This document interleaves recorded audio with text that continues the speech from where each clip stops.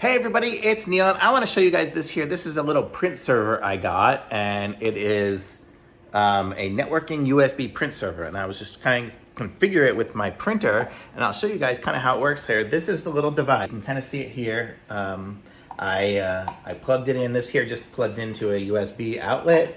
And then what I first did, connected it up through the Ethernet to my router for Wi-Fi because I want to use Wi-Fi. And then this here is a USB out port. You can kind of see there it has the little USB out port.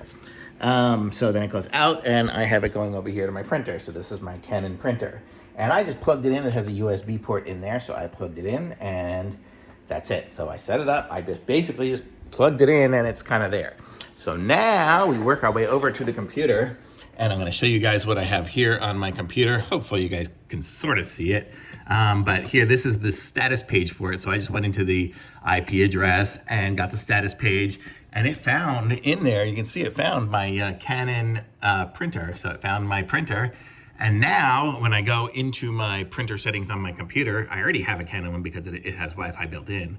This is going to be for a different computer. But then watch, when I go to add a printer, it pops up the little screen there, and now it has another printer here. So this is, series 2, and I can just add it, and now it's adding this printer through the little contraption.